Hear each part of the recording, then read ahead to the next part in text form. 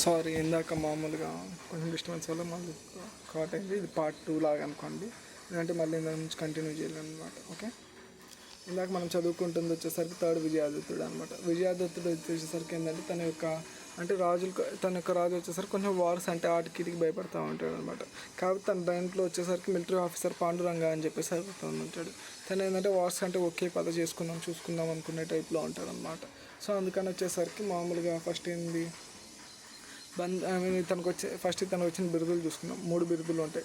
ఒకటి వచ్చేసరికి దక్షిణాపంథి, అంటే మామూలుగా సౌత్ ఇండియా కొంచెం మామూలుగా మొత్తం ఉంది. ఎందుకంటే ఇతడు మామూలుగా రాష్ట్రకూట అయిన కృష్ణుని ఓడించాడు అనమాట. దాని తర్వాత భువన కందర్భ ఓకే. దాని తర్వాత రణరంగ శూద్రక, ఈ 3 టైటిల్స్ ఉంటాయి తనకి. దాని తర్వాత శాసనాలు వచ్చేసరికి సాతలూరి శాసనం వేయించాడు అనమాట. మచిలీపట్నం శాసనం, అద్దంకి శాసనం వచ్చేసరికి ఎవరు వేయించారంటే పాండురంగుడు అని చెప్పేసి వేయించారు అనమాట. మనం ఇందాక అనుకున్నాం కదా మిలిటరీ ఆఫీసర్ అని చెప్పేసి అని తను వేయించారు. దాని తర్వాత నెక్స్ట్ వచ్చేసరికి ఇతను ఏం చేశాడు, మామూలుగా పాండురంగుడు బోయాస్ని అంతకుముందు మామూలుగా నెల్లూరులో ఉన్న బోయా రాజులను ఓడించి మామూలుగా తీసుకున్నాం వాళ్ళకి నెల్లూరుని. కాకపోతే నెక్స్ట్ పల్లవాస్ వచ్చేసరికి మళ్ళీ మామూలుగా బోయాస్ ద్వారా నెల్లూరుని ఓడించి వాళ్ళే తీసుకున్నారు అనమాట పల్లవాస్కి. సో ఇతను వచ్చేసరికి ఆ పాండురంగుడు వచ్చేసరికి మళ్ళీ బోయాస్ని అంటే మామూలు అక్కడ ఉన్న పల్లవాస్ని ఓడించేసరికి బోయాని తను రీక్యాప్చర్ చేసుకున్నాడు అనమాట. ఇతను పాండురంగ ఆలయం అని చెప్పేసి ఒకటి కన్స్ట్రక్ట్ చేయించుకున్నాడు. తన పేరు పైన ఒక ఊరు ఉంది, పాండురంగపురం అని చెప్పేసి అని. ఈ 2 ఎక్కడ ఉన్నాయంటే అద్దంకి ఇన్స్క్రిప్షన్లో తన 2 వేయించారనమాట. ఫస్ట్ వచ్చేసరికి తన రాష్ట్రకూట రాజు అయిన కృష్ణవ అని ఓడించాడు అనమాట. ఓకే, నెక్స్ట్ మొదటి చాళుక్య భీముడు అనమాట. తను వేయించిన శాసనాలు వచ్చేసరికి 2 శాసనాలు. ఒకటి అత్తిలి శాసనం, విక్రమాదిత్యుల అత్తిలి శాసనం ఒకటి. నెక్స్ట్ పిఠాపురం శాసనం అనమాట, మల్లపదేవుని శాసనం అని చెప్పేసి ఉంటుంది. నెక్స్ట్ అయితే కన్స్ట్రక్షన్ చేయించిన ఆలయాలు అనమాట. ఒకటి వచ్చేసరికి చాళుక్య భీమేశ్వర ఆలయం, సోమర్లకోట దగ్గర ఉండేది. దాని తర్వాత నెక్స్ట్ పంచారాములయం, తూర్పుగోదావరిలో ఉండేది. భీమనేశ్వర ఆలయం, దక్షిణ రామం, సోమర్లకోట దగ్గర ఉండేది. సోమేశ్వర ఆలయం, సోమారామం, గునగపుడి అనుకుంటా ఊరి పేరు, పశ్చిమ గోదావరి జిల్లాలో. నెక్స్ట్ కృష్ణ 2 ట్రైడ్ అంటే మామూలుగా మనం ఇందాక అనుకున్నాం కదా, సెకండ్ విజయాదత్త టైంలో వచ్చేసరికి కృష్ణ 2ని ఓడించాడని చెప్పేసి అని. కాకపోతే మొదటి చాళుక్య భీముడు ఉన్నప్పుడు ఏంటంటే కృష్ణ 2 మనం ఏంటి తగ్గేది లేదని చెప్పేసి అని ఓడిపోయిందని అవమానాన్ని తీసుకోలేక చాలా టైం యుద్ధానికి వస్తూ ఉండేవాడు అనమాట ఫస్ట్ చాళుక్య టైంలో అనమాట. కాకపోతే తన టైంలో వచ్చేసరికి ఎక్కువ గొడవలు జరుగుతూ ఉండేవి. సో ఇంకా మనం అంతకుముందు అనుకున్నాం కదా, సెకండ్ విజయాదిత్యుడు వచ్చేసరికి 180 members, 180 wars, 180 Shiva temples. So తను ఏది మామూలుగా తగ్గేదే లేదని చెప్పి డబల్ అన్నట్టు 360 టెంపుల్స్, దాని తర్వాత 360 వార్స్ అనమాట శివ టెంపుల్స్. 360 వార్స్ చేసిన తర్వాత మళ్ళీ అది చేసిన వార్స్ వల్ల పాపం అని జరిగి ఉండిద్దామని చెప్పేసి 360 శివ టెంపుల్స్ అనేవి కన్స్ట్రక్ట్ చేయించారనమాట. ఓకే, ఇతను మోర్ ఇంపార్టెన్స్ వచ్చేసరికి కల్చర్ అండ్ హెరిటేజ్కి ఇస్తూ ఉండేవాడు అనమాట. తన టైంలోనే వచ్చేసరికి చల్లవా అనే డాన్సర్ అంటే నాట్యకమర్తని మామూలుగా అడాప్ట్ చేసుకున్నారు అనుకుంటా. దాని తర్వాత టెంపుల్స్ వచ్చేసరికి క్షీరరామలింగేశ్వరం, పాలకొల్లు, పశ్చిమ గోదావరి జిల్లా. దాని తర్వాత విలేజ్ అండ్ కొల్లాటం, అంటే మామూలుగా విలేజ్ కల్చర్ని దాని తర్వాత కొల్లాటంని ప్రాక్టీస్ చేశారు అవి ఇవి అని చెప్పేది ఏంటంటే అమర రామేశ్వరాలయం అనమాట, గుంటూరులో ఉన్నది. ఇది వచ్చేసరికి changed Buddha temple and Shiva temple. అంటే ఇది అమర రామేశ్వరాలయంని మామూలుగా ఏంటంటే బుద్ధ టెంపుల్ నుంచి శివ టెంపుల్కి మరి మార్చారనమాట. అయితే నా ఆస్థాన కవి వచ్చేసరికి బుద్ధ వామనుడు కలంకార సూత్రం అనే బుక్ని దీంట్లో రాశాడు అనమాట. ఇంపార్టెంట్. నెక్స్ట్ కవి భట్టావామనుడు, ఆల్సో నోన్ యాజ్ అనే కవి ఉష్ట్రాపతుడు. అంటే మామూలుగా కవి భట్టారాముని కూడా పిలిచేవాళ్ళు కానీ కవి ఉష్ట్రాపతుడు అని చెప్పేసి పిలిచేవాళ్ళు. ఇతను రాసిన బుక్ వచ్చేసరికి కావ్యాలంకరణ సూత్రం, ఫస్ట్ భీముడి టైంలో రాశాడు అనమాట. నెక్స్ట్ 4th విజయాదత్తుడు అనమాట. ఇతను వచ్చేసరికి బిరుదులు వచ్చేసరికి కొల్ల బిగండు. దాని తర్వాత నెక్స్ట్ వచ్చేసరికి ఇతని గురించి పెద్ద టైం అంతగా ఏమీ లేవు. ఇంకా ఫస్ట్ అమ్మరాజు అనమాట. తను వచ్చేసరికి మామూలుగా 4th విజయాదత్తుడు ఉన్నారు కదా, వాళ్ళ సన్ వచ్చేసరికి ఫస్ట్ అమ్మరాజు. తన యొక్క బిరుదులు వచ్చేసరికి విష్ణువర్ధనుడు, రాజమహేంద్రుడు అనమాట. 2 టైటిల్స్ ఉన్నాయి అతనికి. రాజమహేంద్రవర్మని నిర్మించింది అతను. సో విజయవాడ పేరు ఎవరి పైన వచ్చింది, సెకండ్ విజయాదత్తుడి పైన. సో అమరరాజు ఏం కన్స్ట్రక్ట్ చేశారు, రాజమహేంద్రవర్మ అనమాట. ఓకే, అంటే ఇతని మామూలు ఈల కాలం చాళుక్యస్ టైంలోనే వైజాగ్కి పేరు వచ్చింది. అది ఎక్కడో నెక్స్ట్ టైంలో చూద్దాం మనం. ఓకే, రెండో యుద్ధ మల్లుడు అనమాట. ఈ రెండో యుద్ధ మల్లుడు వచ్చేసరికి మామూలుగా ఇతను ఏంచిన శాసనం వచ్చేసరికి బెజవాడ శాసనం, చేబ్రోలు శాసనం. ఆల్సో మామూలుగా ఏంటి చేబ్రోలు శాసనంలో ఇలా క్యాపిటల్ అని చెప్పేసి ఉందన్నమాట. ఓకే, దాని తర్వాత ఈ డెవలప్ బెజవాడ వెరీ వెల్. మనం అనుకున్నాం కదా ఇందాక. సెకండ్ విజయదత్తుడు మామూలుగా విజయవాడ తన పేరు పైన వస్తే, రెండో యుద్ధ మల్లుడు పేరు వచ్చేసరికి దాన్ని బాగా డెవలప్ చేశాడు అనమాట. ఓకే, ఈ got Kingdom due to Rashtrakuta Govindaraju అనమాట. రాష్ట్రకూట గోవిందరాజు వల్ల మామూలుగా వచ్చింది కింగ్డమ్. అది ఎందుకు వచ్చిందంటే యాక్చువల్లీ ఇలా గొడవలు ఉండేటట్టుంది. ఫస్ట్ అమ్మరాజు వాళ్ళ కొడుకు, లేకపోతే చూద్దాం.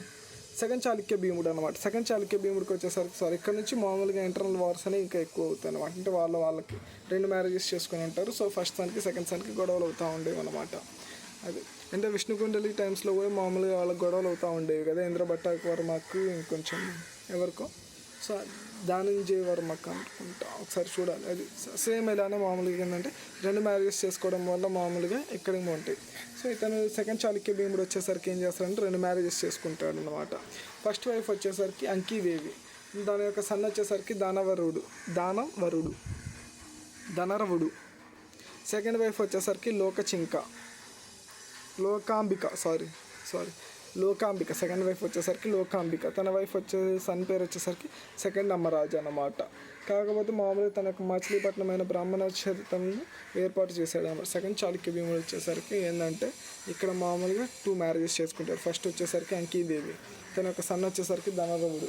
సెకండ్ వైఫ్ వచ్చేసరికి లోకాంబిక, తన యొక్క సన్ వచ్చేసరికి రెండవ అమ్మరాజు అన్నమాట. ఓకే, తను మచిలీపట్నంలోనే బ్రాహ్మణుల పరిషత్ అని చెప్పేసి అని మచిలీపట్నంలో ఏర్పాటు చేశాడు. ఇందాక మనం వాళ్ళు సెకండ్ చాళుక్య భీముడు యొక్క 2 సన్స్ ఉన్నారు కదా, దానవరుడు అండ్ మామూలుగా అమ్మరాజు. వీళ్ళిద్దరి మధ్యలో గొడవలు జరిగిన తర్వాత సెకండ్ అమ్మరాజు వచ్చేసరికి క్యాప్చర్ చేసుకున్నాడు కింగ్డమ్ని. ఇతను ఏం చేశాడు, complete freedom to Jains and his wife Chamakamba అని చెప్పేసి వాళ్ళ వైఫ్ ఉండేది అనమాట. సో మామూలుగా తను ఏం చేసేది,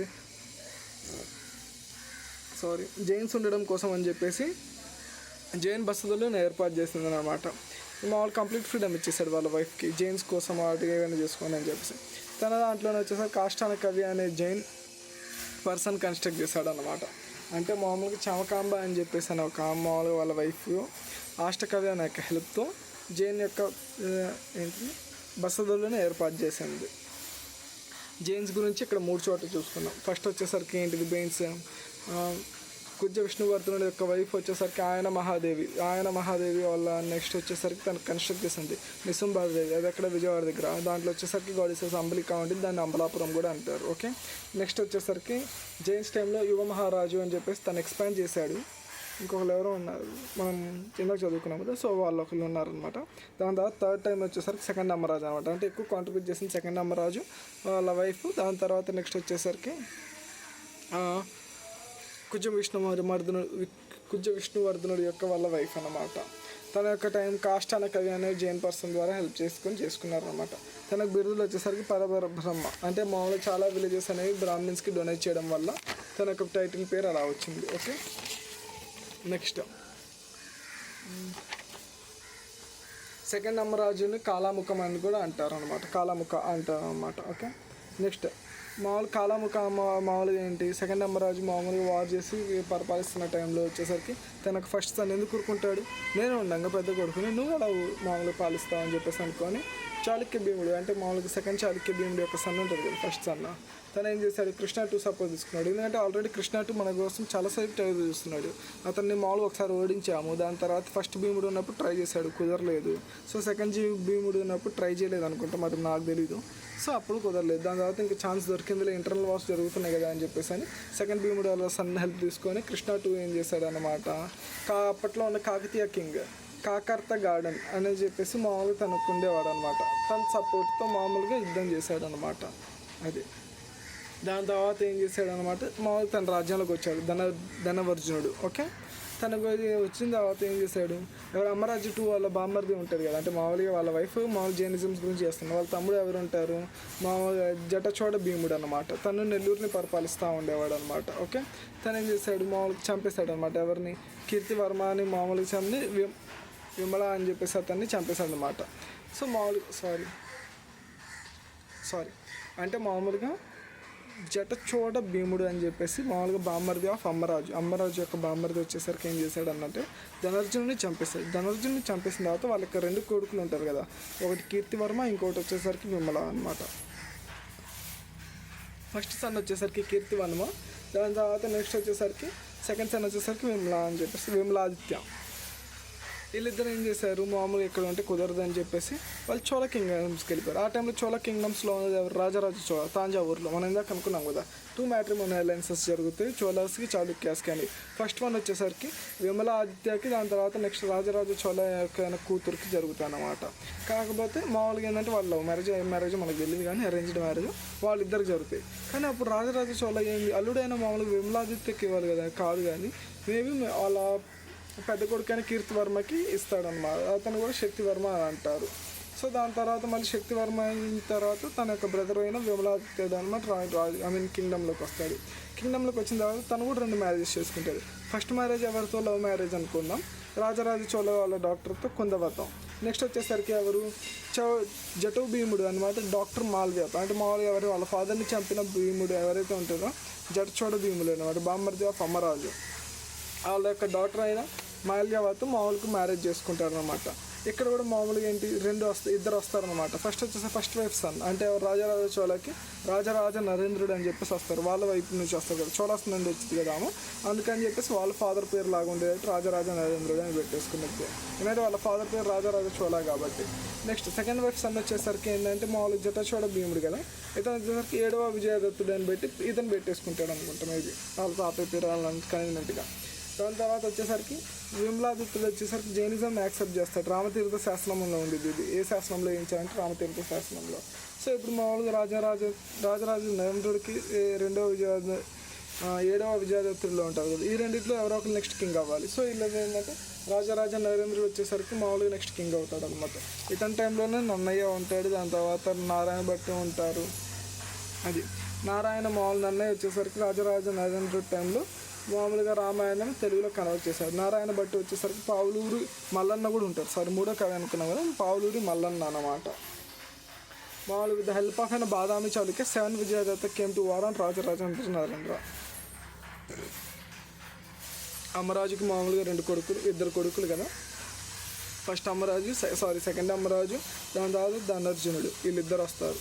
దాని తర్వాత ధనర్జుడిని ఓడించిన తర్వాత మామూలుగా ఏంటి వాళ్ళిద్దరు పిల్లలు ఉంటారు, కీర్తివర్మ విమలాదిత్య.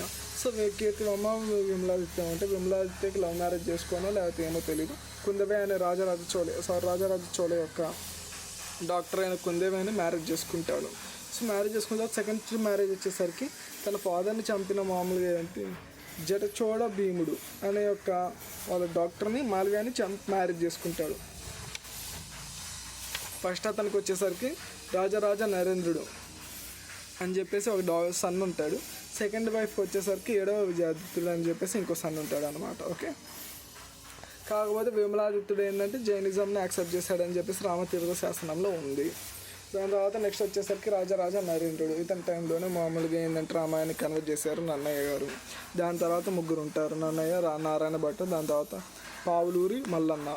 సో ఇతని టైంలో ఏంటంటే 7వ విజయాదిత్యుడు అసలు నన్ను మోసం చేసి చేయడం ఏంటంటే అది అని చెప్పేసి అని యుద్ధానికి వస్తాడు, ఓడిపోతాడు. సరే ఒకసారి అంటే ఓకే, మళ్ళీ రెండోసారి బాదామి చాళుక్యస్ని హెల్ప్ తీసుకొని వాళ్ళు వస్తారు. సో అప్పుడు కూడా ఏంటంటే ఓడిపోతాడు, ఎందుకంటే వీళ్ళ వెనకాల చోళాస్ ఉన్నారు కదా, రాజేంద్ర చోళ వీళ్ళందరూ. సో మామూలుగా వాళ్ళ హెల్ప్ తీసుకొని ఓడిచ్చేస్తూ ఉంటారు అన్నమాట. అది దాని తర్వాత next Rajendra Chola married his daughter Rajaraja Narendra. అంటే ఇప్పుడు మామూలుగా సేమ్ వాళ్ళే ఒకటే కదా. సో మామూలుగా రాజేంద్ర చోళ ఏం చేస్తారు, ఆ టైంలో పల్లవాసులు బాగా స్ట్రాంగ్గా ఉన్నాడు. సో అందుకని చెప్పేసి రాజరాజ నరేంద్రుడికి తన యొక్క వైఫ్ని ఇచ్చేసి మ్యారేజ్ చేస్తాడు. తను 3 వార్స్ చేస్తాడు కదా, ఎవరితో 2 వార్స్ వచ్చేసరికి వాళ్ళ అన్నయ్యతోనే చేస్తాడు, 7వ విజయాదిత్యుడితో. 3వ ఎవరితో చేస్తారో మనకి తెలియదు మళ్ళీ. సో 3 వార్స్ చేసినందుకు 3 శివ టెంపుల్స్ కన్స్ట్రక్ట్ చేస్తారు. ఫస్ట్ వార్స్ చేస్తారు, దాని తర్వాత శివ టెంపుల్స్ కన్స్ట్రక్ట్ చేస్తున్నారు ఎక్కువ. దాని తర్వాత నెక్స్ట్ వచ్చేసరికి తన నందంపురి అనే మామూలుగా నారాయణ పోయిట్కి వచ్చేసరికి నందంపురి అనే యొక్క నందంపురి యొక్క విలేజ్ని డొనేట్ చేశాడు నారాయణ పోయిట్కి. ఓకే, తనకి మామూలుగా డొనేట్ చేశాడు అన్నమాట ఫర్ రైటింగ్ రామాయణం. అంటే రామాయణం రాసినందుకు హెల్ప్ చేశాడు నారాయణ భట్టు గారు మామూలు ఎవరికి, నన్నయ్య గారికి. సో అందుకని చెప్పేసి తన యొక్క గ్రాటిట్యూడ్తో మామూలుగా ఒక విలేజ్ని డొనేట్ చేశాడు అన్నమాట. అది దాని తర్వాత నెక్స్ట్ వచ్చేసరికి ఇప్పుడు రాజరాజ నరేంద్రుడు మామూలుగా రాజరాజ నరేంద్రుడు అన్నాడు, వాళ్ళ వైఫ్ వచ్చేసరికి మామూలుగా రాజేంద్ర చోళ యొక్క వైఫ్ మామూలు డాటర్ని మ్యారేజ్ చేసుకున్నాడు.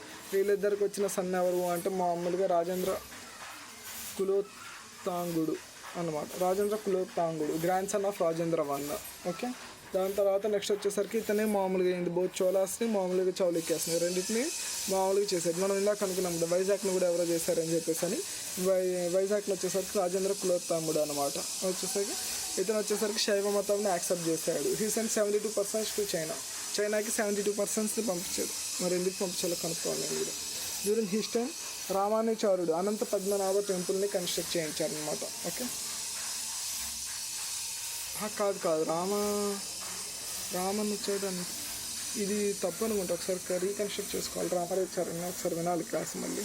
దాని తర్వాత నెక్స్ట్ కల్చరల్ హెరిటేజ్ అంటే ఇప్పుడు చాళుక్యాస్ టైంలో మామూలుగా కల్చరల్ హెరిటేజ్ ఎలా ఉంటుంది ఏంటి అని చెప్పేసి అని. ఫస్ట్ ఓవరాల్గా ఒకసారి చాళుక్యాస్ అంటే ఏమేమి గుర్తుంటాయి ఇంపార్టెంట్ పాయింట్స్ ఒకసారి మళ్ళీ రివైజ్ చేద్దాం.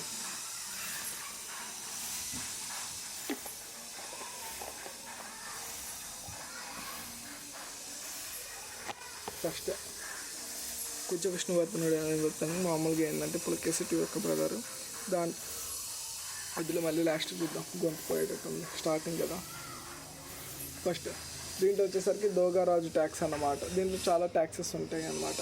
దీంట్లో శాసనాలు వచ్చేసరికి 2 టైప్స్ ఆఫ్ శాసనాలు. ఒకటి వచ్చేసరికి మల్లన్న శాసనం అడ్మినిస్ట్రేషన్ కోసం పరిపాలన కోసం వచ్చేసరికి మాగల్లు శాసనం, మాగల్లు శాసనం అనమాట. నెక్స్ట్ శాసనం వచ్చేసరికి ట్యాక్సెస్ కోసం ద్రాక్షారామం శాసనం అనమాట. దాని తర్వాత దీంట్లో కన్స్ట్రక్షన్ వచ్చేసరికి మనం ఇందాక మండపాస్ ఎలా విలేజెస్ అలా అనుకుంటాం కదా. ఇప్పుడు ఎలా అయితే మనకి స్టేట్ అంటే కంట్రీ స్టేట్ దాని తర్వాత మున్సిపాలిటీస్ దాని తర్వాత పంచాయత్స్ ఎలా అయితే ఉంటాయో దాని వాళ్ళ టైంలో కూడా ఎలా ఉండేవి. ఫస్ట్ రాజ్యం, దానికి హెడ్ వచ్చేసరికి రాజు. నెక్స్ట్ రాష్ట్రం, దీనికి హెడ్ వచ్చేసరికి కుమార మత్స్యకుడు. దాని తర్వాత విషయం, దీన్ని కూడా ఏమంటారు విషయంని నాడు కూడా అంటారు అనమాట. ఇవి అరౌండ్ 30 ఉండేవి చాళుక్యాస్ టైంలో. దాని తర్వాత అంటే ఇప్పుడు దాన్ని మామూలుగా పరిపాలన అంటే హ్యాండిల్ చేస్తే ఎవరు విజయపతి, లేకపోతే వాళ్ళనే నియోగపతి అంటారు. దాని తర్వాత మండేశ్వరం అంటారు, నియోగ వల్లభ కూడా అంటారు. 3 అంటారు అనమాట. ఓకే, దాంతో విషయం కింద వచ్చేసరికి గ్రామంని ఎవరు పరిపాలిస్తారు అంటే రట్టడి. దాని తర్వాత గ్రామికులు ఆల్సో నోన్ యాజ్ అనే అష్టదీర్ఘాంకరం ఉరువకొండ మోస్ట్ బై కాపుస్ అనమాట. ఉరువకొండ దగ్గర వచ్చేసరికి ఎక్కువ కాపుసే రూల్ చేస్తూ ఉండేవాళ్ళు. నెక్స్ట్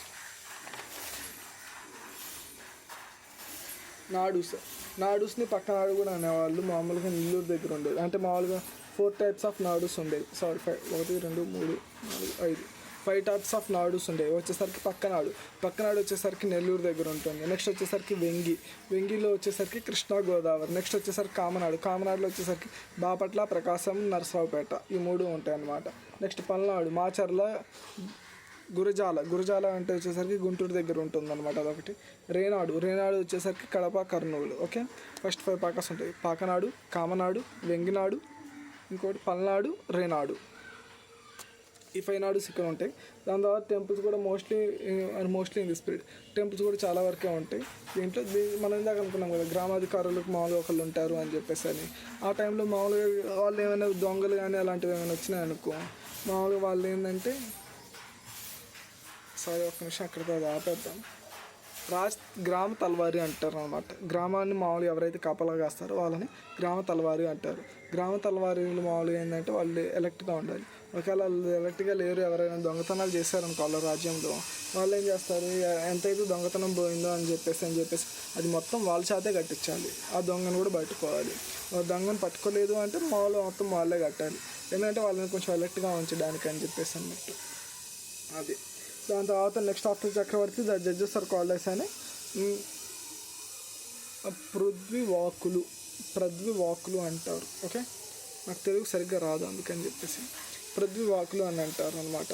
వీళ్ళు వచ్చేసరికి జడ్జిమెంట్స్ ఇస్తారు కదా. ఇప్పుడు మన కోర్టు ఏదైనా జడ్జిమెంట్ ఇస్తే పేపర్ పైన కానీ లేదా దేనిపైన రాస్తారు. సో వీళ్ళు జడ్జిమెంట్స్ ఇచ్చినప్పుడు దేనిపైన రాస్తారు, జయపత్రాలు అని చెప్పేసి రాస్తారు. అది ఇఫ్ దట్ మామూలు నెక్స్ట్ వచ్చేసరికి ఈ యొక్క అయిపోయింది. ఇంకా దాని తర్వాత నెక్స్ట్ ఎకానమీ చూసుకుందాం. ఎకానమీలో వచ్చేసరికి ఇలా దాంట్లో భూశిస్తు వచ్చేసరికి 1/6 ఉంటుంది. భూశిస్తు కూడా ఏంటి 2 టైప్స్ ఆఫ్ ల్యాండ్ ఉంటుంది. ఒకటి వచ్చేసరికి పల్లవ ల్యాండ్, పలుపు భూమి అంటే మామూలు వాటర్ యాక్సెస్ ఉండే భూమి ఒకటి, ఇంకోటి వచ్చేసరికి మెట్టు భూములు అనమాట. దీన్ని కూడా గురువులు అంటారు. దాన్ని పల్లు భూమి అంటే పల్లపు భూమిని ఏమంటారు అంటే తారు భూమి అంటారు, తారి భూమి. ఓకే, నెక్స్ట్ పల్లూరి పన్ను అంటే మామూలుగా ఏంటి ట్యాక్సేషన్ సిస్టమ్ చూద్దాం. అంటే మామూలుగా నిర్మలా సీతారామన్ కంటే తక్కువ ట్యాక్సెసే ఉంటాయి మన దాంట్లో. ఫస్ట్ వచ్చేసరికి పల్లూరి పన్ను అంటే వచ్చేసరికి యానిమల్స్ని రేర్ చేసినందుకు వచ్చేసే ట్యాక్స్ని పల్లూరి పన్ను అంటారు అనమాట. Okay, tax to the king ఇది వచ్చేసరికి డైరెక్ట్ కింగ్కే పే చేస్తారు. దొగరాజు పన్ను అంటే ఇప్పుడు ఏంటి, ఒక రాజు యువరాజు ఎవరైతే ఉంటారో వాళ్ళకి పాకెట్ ఎక్స్పెన్సెస్ కావాలి కదా, సో వాళ్ళకి ఎక్స్పెన్సెస్ కోసం మనీగా అవసరమైన ఎవరి నుంచి అది దొగరాజు పన్ను అని చెప్పేసి చేస్తారు. అదేంటి, ఒక రాజు నుంచి ఇంకో రాజుకి వెళ్ళటానికి దొగరాజు పన్ను అంటారు అనమాట. ఓకే, కొత్త ప్రిన్స్ కోసం సింపుల్గా చెప్పాలంటే సంధి విగ్రహ పన్ను అంటే శత్రువు నుంచి కాపాడడానికి ప్రొటెక్షన్ ఫ్రమ్ ది ఎనిమీ అని చెప్పేసి దీన్ని సంధి విగ్రహ పన్నుగా కలెక్ట్ చేస్తారు. దాని తర్వాత నెక్స్ట్ వచ్చేసరికి వడవేల పన్ను అంటే ఇది వచ్చేసరికి సోల్జర్స్ని ప్రొటెక్ట్ చేయాలి. ఎందుకంటే రాజ్యం ప్రొటెక్ట్ అవ్వాలంటే సోల్జర్స్ ఉండాలి. సో మామూలుగా సోల్జర్స్ని ప్రొటెక్ట్ చేయాలంటే ఒక పన్ను ఉండాలి, అది వడివేలు పన్ను. అర్థం కాదు ఏంటంటే శత్రువు నుంచి ప్రొటెక్ట్ చేసే పన్ను ఒకటి ఉంది, సంధి విగ్రహ పన్ను. సో వీళ్ళని మళ్ళీ ఎందుకు ప్రొటెక్ట్ చేయాలని సపరేట్గా ఎందుకు పెట్టారో అర్థం కాలేదు మళ్ళీ. అరే పన్ను అంటే పంట మార్పిడి అంటే ఇప్పుడు చేంజింగ్ క్రాప్స్ ప్యాటర్న్స్ చేంజ్ అవుతూ ఉంటాయి కదా, సో మామూలుగా మనం క్రాప్స్ చేంజ్ చేసుకుంటూ ఉంటాం. సో అలాంటి టైంలో మళ్ళీ క్రాప్ చేంజ్ చేసినందుకు కూడా పన్ను వేస్తున్నారు. దాని తర్వాత సిద్ధాయం పన్ను. సిద్ధాయం పంట అంటే పంటతో సంబంధం లేకుండా పన్ను వేసేదాన్ని, అంటే ల్యాండ్ పైన పెట్టేసేదాన్ని సిద్ధాయం ట్యాక్స్ అంటారు. దాని తర్వాత సాంఘిక వ్యవస్థ వచ్చేసరికి 4 టైప్స్ ఆఫ్ వర్ణాస్ ఉంటాయి. ఫస్ట్ వర్ణ వచ్చేసరికి బ్రాహ్మిన్స్, దాని తర్వాత క్షత్రియాస్, వైశ్యాస్, శుద్రాస్. మోస్ట్లీ శాతవాహనాస్ కానీ లేదా విష్ణుకుండలిస్ కానీ ఎవరైనా ఆంధ్ర మామూలుగా ఇండియాలో పరిపాలించినప్పుడు ఈ 3 ఉంటాయి మ్యాక్సిమం, 4 ఉంటాయి మ్యాక్సిమం. బ్రాహ్మిన్స్, క్షత్రియాస్, వైశ్యాస్, శుద్రాస్. బ్రాహ్మిన్స్ వచ్చేసరికి టెంపుల్స్లో పూజలు అవి చేస్తారు. క్షత్రియాస్ వచ్చేసరికి పరిపాలన, దాని తర్వాత యుద్ధాలు వాటి కోసం అని చెప్పేసి ఉంటాయి. వైశ్యాస్ వచ్చేసరికి వ్యవసాయం వ్యాపారం చేస్తారు. క్షుద్రాస్ వచ్చేసరికి పత్తి సంఘాలు వృత్తి సంఘాలు అని చెప్పేసి చేస్తారు అనమాట. ఇక్కడ వచ్చేసరికి ఎక్కువ ఇలా టైంలో వచ్చేసరికి డామినెన్స్ ఎక్కువ బ్రాహ్మిన్స్ ఉండేదన్నమాట. ఇంటర్ కాస్ట్ మ్యారేజెస్ కూడా తక్కువగా చేసుకునేది, అంటే మ్యాక్సిమం అవ్వనీయకుండానే ఉండేవి ఇంటర్ కాస్ట్ మ్యారేజెస్ అనమాట. ఇక్కడ ఉమెన్కి ఇంపార్టెన్స్ ఇస్తూ ఉండేవాళ్ళు అనమాట. ఎందుకంటే మామూలుగా ఫస్ట్ ఆయన మహాదేవి యొక్క డెసిషన్ ఇంపార్టెన్స్ ఇచ్చి జైన్స్కి ఇంపార్టెన్స్ ఇచ్చారు. దాని తర్వాత చల్లవాడిని అడాప్ట్ చేసుకున్నారు. దాని తర్వాత నెక్స్ట్ ఏంటి, ఇది జైన్స్ కోసం మళ్ళీ ఇంకో అష్టకవితో మామూలుగా ఏర్పడైన వాళ్ళ వైఫ్ పేరు గుర్తు రావట్లేదు, సెకండ్ విజయదత్త వైఫ్ అనుకుంటా, మనం ఇందాక డిస్కస్ చేసాం కదా. వాళ్ళ వైఫ్ అంటే పర్లేదు, ఉమెన్స్కి కొంచెం ఇంపార్టెన్స్ ఎక్కువే ఉంటుందన్నమాట. ప్రాపర్టీస్లో షేర్ కూడా ఇచ్చేవాళ్ళు అనమాట అప్పట్లో. దాని తర్వాత కల్చరల్ ఇంపార్టెన్స్ వచ్చేసరికి స్ట్రీట్ ప్లేస్, కోలాటం మనం ఇందాక అనుకున్నాం కదా, అమరేశ్వరాలయంలో ఉండేదన్నమాట. ఇది చాళుక్య భీమ అంటే ఫస్ట్ చాళుక్య భీమ నుంచి కన్స్ట్రక్ట్ చేయించాడు అనమాట పంచవరంలో. దాని తర్వాత సైనిక వ్యవస్థ. దీంట్లో సైనిక వ్యవస్థ వచ్చేసరికి చదరంగ బలాలు ఉంటాయి, అంటే 4 టైప్స్ ఆఫ్ స్ట్రెంగ్స్ ఉంటాయి. ఒకటి వచ్చేసరికి గజ, దాని తర్వాత అశ్వ, దాని తర్వాత రథ, పాదవి. దాని తర్వాత 2 టైప్స్ ఆఫ్ సైనికులు ఉంటారు, సేనాపతులు, పాలెగాండ్రులు వచ్చేసరికి ఫస్ట్ అండ్ తూర్పు చాళుక్యులే మామూలుగా ఏంటి పెట్టారు. సో వీళ్ళని ఇన్స్పైర్గా చేసుకొని పాలెగాండ్రులు అని చెప్పేసి చాళుక్యస్ పెట్టారు కదా. సో వీళ్ళని ఇన్స్పైర్ చేసుకొని ఎవరు పెట్టారంటే కాకతీయస్, విజయనగరం ఎంపైర్. దాని తర్వాత బ్రిటిష్ వాళ్ళు కూడా లార్డ్ వెల్స్లీ అని చెప్పేసి బిల్ తెచ్చారు. బిల్ పేరు గుర్తు రావట్లేదు, నేను రాసుకోలేదు. సో వీళ్ళు ఏంటంటే ఒక బిల్ తెచ్చారనమాట అది. సో సిమిలర్గా అలా ఉండేవి. దాని తర్వాత జీతపురాలు, శాలరీ వచ్చేసరికి సేనాపతికి ఉండేవాళ్ళు. దాని తర్వాత పాలెగాండ్రులు అనమాట. ఓకే, వీళ్ళు జీతపురాలు అనేవాళ్ళు. దారాలు అంటే మామూలుగా సౌండ్స్ చేస్తూ ఉండేవాళ్ళు వీళ్ళు ఎక్కువ శంకువతో మామూలుగా. ఓకే, నెక్స్ట్ ధర్మయుద్ధం అంటే వీళ్ళు ఎక్కువ ధర్మయుద్ధం అంటే మామూలుగా ఏంటి ఈవినింగ్ అయితే వార్స్ అనేవి చేయరు, ఓన్లీ మామూలు సన్సెట్కి ముందే వార్స్ చేస్తూ ఉండేవాళ్ళు అనమాట. అంటే మామూలు కొంతమంది ఏంటి రాజు పడుకున్న తర్వాత ఆ టైంలోకి వెళ్ళి యుద్ధాలకు వెళ్తూ ఉండేవాళ్ళు. ఇలా అలా కాదు, ధర్మయుద్ధం అంటే మామూలు ఓన్లీ ఎందుకంటే వీళ్ళు వైదిక మతాన్ని ఎక్కువ పాటిస్తూ ఉండేవాళ్ళు కదా. సో అందుకని చెప్పేసి వాళ్ళు మ్యాక్సిమం మహాభారత రామాయణంలో ఉన్నవి ఎక్కువ పాటిస్తూ ఉంటారు. ఓకే, దాని తర్వాత సేనాపతులు పోస్ట్ ఎక్కువగా అంటే సేనాపతుల పోస్టులు ఎక్కువ బ్రాహ్మిన్స్కే ఇచ్చేవాళ్ళు అనమాట. ఓకే, దాని తర్వాత next Vijay Sharma and Panduranga famous సేనాపతులు. అంటే పాండురంగ వచ్చేసరికి అద్దంకి ఇన్స్క్రిప్షన్లో, దాని తర్వాత నెక్స్ట్ ఎందుకంటే అద్దంకిపుర, దాని తర్వాత పాండురంగపుర, దాని తర్వాత తన పేరు పైన ఒక టెంపుల్ కూడా ఉండేది. సో పాండురంగ అని ఇంపార్టెంట్, దాని గురించి అతని గురించి ఎక్కడంటే అద్దంకి ఇన్స్క్రిప్షన్లో ఉండేదన్నమాట. నెక్స్ట్ వచ్చేసరికి ఆహార పనులు, ఆహార పనులు అంటే పంటల పైన వేసేవాళ్ళు. పనులు కాదు పంటలు. ఆహార పంటలు వచ్చేసరికి ఏంటంటే వరి, జొన్న, సజ్జ. వాణిజ్యం వచ్చేసరికి కొబ్బరి, పత్తి, చెరుకు. వాణిజ్యం వచ్చేసరికి లెస్ డెవలప్డ్, మామూలుగా మోస్ట్లీ తక్కువ వాణిజ్యం పైన ఇచ్చేది. ఏంటంటే వీళ్ళు మ్యాక్సిమం అయితే 180 వార్స్ 360 వార్స్ మామూలు వార్స్ పైన వెళ్తూ ఉండేవాళ్ళు. సో అందుకని చెప్పేసి వార్స్ పైన వెళ్ళినప్పుడు వీళ్ళు ఇంక డెవలప్మెంట్ అనేది పెద్దగా ఏం చేయలేదు అనమాట. అంటే ఇప్పుడు ల్యాండ్ని మెజర్ చేయడానికి 3 టైప్స్ ఉన్నాయన్నమాట. రాజమాస, రాజరాజకోల, మమ్మాడి, భీమకోల. ఈ 3 టైప్స్ అనేవి ఉండేవి. ముమ్మాడి, భీమకోల, ఈ 3 టైప్స్ అనేవి ఉండేవి అనమాట. ప్రతి విలేజ్లో ఏంటంటే 18 శ్రేణులు ఉండేవి. వాటికాటి సెల్ఫ్ సఫిషియెంట్గా ఉండేవి. వీళ్ళు యుద్ధాలకు వెళ్తూ ఉండేవాళ్ళు. కాకపోతే ఏంటంటే ప్రతి విలేజ్ దానికి సెల్ఫ్ సఫిషియెంట్గా ఉండేది. వాణిజ్యం ఒక్క డెవలప్ అవ్వలేదు అంతే. దాని తర్వాత కోఆర్డినేటెడ్ బై అయ్యవలి వర్తక సంఘం. అంటే మామూలుగా 18 శ్రేణులు అనుకున్నాం కదా, ఆ 18 శ్రేణుల్ని ఒక శ్రేణి అంటే ఒక సంఘం లాగా ఫామ్ చేసుకొని దాని పేరు వచ్చేసరికి అయ్యవలి వర్తక సంఘం అని చెప్పేసి ఒకటి ఉంటుందన్నమాట. దాని తర్వాత అయ్యవలి వర్తక సంఘంలో ఎవరు ఉంటారు, రాజు కూడా ఉంటాడు అనుకుంటా, నాకు తెలిసి చూడాలి. దీంట్లో వచ్చేసరికి సంఘాలలో 2 టైప్స్ వచ్చేసరికి, ఒకటి వచ్చేసరికి నానాదేశీ సంఘం, ఇంకోటి వచ్చేసి పరదేశీ వర్తక సంఘం. నానాదేశీ వర్తక సంఘంలో వచ్చేసరికి వేరియస్ కంట్రీస్కి వెళ్తూ ఉండేవాళ్ళు అనమాట. పరదేశీ వర్తక సంఘంలో వచ్చేసరికి ఏంటంటే సేమ్ అంటే అరౌండ్ కంట్రీస్, ఇప్పుడు చాళుక్యస్ ఉన్నారు, సో వీళ్ళు పల్లవాస్ దగ్గరికి వెళ్ళి ట్రేడ్ చేసుకోవడం, ఇలా ఒక దగ్గర కింగ్డమ్స్ కానీ దగ్గర కంట్రీస్లో ఉండే వాటిలో చేసేవాళ్ళు. వీళ్ళు నానాదేశీ వర్తక సంఘాలు వచ్చేసరికి కొంచెం దూరం దాంట్లో వెళ్ళి చేస్తూ ఉండేవాళ్ళు, ఇంటర్నేషనల్ మార్కెటింగ్.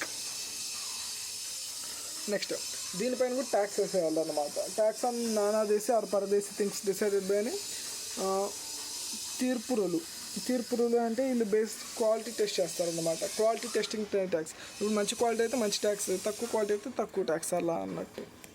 నెక్స్ట్ వచ్చేసరికి కొలత గౌండ్రులు వచ్చేసరికి ట్యాక్స్ పేడ్ బై ధాన్య రూపం. అంటే ధాన్య రూపం ద్వారా మామూలుగా వచ్చేసరికి మేజర్ ఎక్స్పోర్ట్స్ వచ్చేసరికి ఆరాకం ఇది బర్మా దగ్గర ఉంది. నెక్స్ట్ వచ్చేసరికి సయాం వచ్చేసరికి థాయిలాండ్ దగ్గర ఉంది. మేజర్ పోర్ట్స్ వచ్చేసరికి కృష్ణపట్నం, మోటుపల్లి, చినగంజం, కళింగపట్నం. దాని తర్వాత తాంబూలం వచ్చేసరికి మేజర్లీ డ్యూరింగ్ దిస్ పీరియడ్, అంటే మామూలు ఈ టైంలో తాంబూలాలు అనేవి ఎక్కువ జరుగుతూ ఉండేవి అనమాట. తమలపాకు, దాని తర్వాత మనం గొడుగు పైన కూడా స్టార్టింగ్లో అనుకున్నాం, గొడుగు పైన వేసే ట్యాక్స్ కూడా వీళ్ళే వేస్తారు ఫస్ట్ టైం అని చెప్పేసి, దేవరాజు ట్యాక్స్. దాని తర్వాత మత విధానాలు, వీళ్ళు వచ్చేసరికి హిందూ మతానికి ఎక్కువ ఇంపార్టెన్స్ ఇస్తూ ఉంటారనమాట. మిగతావి కూడా ఇంటాలరెన్స్గా అలా ఏం లేదు, జైనిజంకి, బుద్ధిజంకి ఇంపార్టెన్స్ ఇస్తూ ఉండేవాళ్ళు. సో మనం చూసాం. పంచమతం అంటే మామూలు 5 గాడ్స్ కలిపేసి మామూలుగా వీళ్ళు ఒకటి అంటే వేరే 5 టైప్స్ ఆఫ్ గాడ్స్కి వీళ్ళు వర్షిప్ చేస్తూ ఉండేవాళ్ళు. ఫస్ట్ వచ్చేసరికి గణపతి, నెక్స్ట్ వచ్చేసరికి దేవి, దాని తర్వాత నెక్స్ట్ థర్డ్ వచ్చేసరికి విష్ణు దేవుడికి, దాని తర్వాత 4th వచ్చేసరికి శివుడికి, దాని తర్వాత ఆదిత్యుడు 5th వన్ వచ్చేసరికి. నెక్స్ట్ వచ్చేసరికి బౌద్ధ మతంలో అమరావతి నాగార్జున కొండ అన్నమాట. ఇది వీళ్ళు మామూలుగా బౌద్ధ మతంలో అమరావతి నాగార్జున కొండ అని చెప్పేసి మామూలుగా ఎలా తెలిసిందంటే ఫస్ట్ కుజ విష్ణువర్ధన టైంలో వచ్చేసిన హ్యూయాంగ్ సాంగ్ వచ్చేసరికి మామూలుగా చెప్పాడు కదా, సియూకి బుక్లో వాళ్ళ టైంలో మామూలుగా చేశారనమాట. నెక్స్ట్ జైనిజం వచ్చేసరికి గివెన్ ఇంపార్టెన్స్ బై, మనం ఇందాక అన్నీ చదువుకున్నాం కదా, ఇంకేం లేవు. కాలాముఖ అని చెప్పేసి మనం ఇందాక చదువుకున్నాం కదా, సెకండ్ అమరాజుని మామూలుగా శివమతంకి మామూలుగా అని చెప్పేసి అని. శ్రీశైలం, దక్షిణరామం, కాళేశ్వరం టెంపుల్స్ వీళ్ళు కన్స్ట్రక్ట్ చేస్తారనమాట. ధనంజయ కాలామల ఇన్స్క్రిప్షన్లో వచ్చేసరికి ఫస్ట్ తెలుగు ఇన్స్క్రిప్షన్ అది, ధనంజయ కాలామల.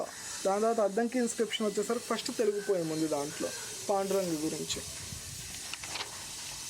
దాని తర్వాత కన్స్ట్రక్షన్ స్టైల్ వచ్చేసరికి వీళ్ళు వెస్రా టైప్ ఆఫ్ కన్స్ట్రక్షన్ స్టైల్లో చేస్తారు. ఫేమస్ పోయిట్స్ వచ్చేసరికి నన్నయ్య, మామూలుగా నారాయణ భట్టు, దాని తర్వాత నెక్స్ట్ వచ్చేసరికి మల్లన్న, దాని తర్వాత నెక్స్ట్ వచ్చేసరికి పావులూరి మల్లన్న. నారాయణ భట్టు వచ్చేసరికి ఏంటంటే మామూలుగా కళ్యాణి చాళుక్యస్లో ఫస్ట్ సోమరాజు వాళ్ళ దగ్గర పనిచేస్తూ ఉండేవాడు. కాకపోతే మామూలుగా రాజరాజు నరేంద్రుడు ఏంటంటే ఇలా రామాయణం రాద్దాం అనుకున్నాను, హెల్ప్ కోసం కావాలంటే అప్పుడు నారాయణ భట్టు ఫస్ట్ సోమేశ్వర దగ్గర నుంచి ఇక్కడికి వచ్చారని చెప్పేసి ఉంది. దాని తర్వాత టైటిల్స్ వచ్చేసరికి ఖైబా వజ్రకొండ, ఓకే, ఇవి ఇంక ఇక్కడితో అయిపోయినట్టు. Thank you.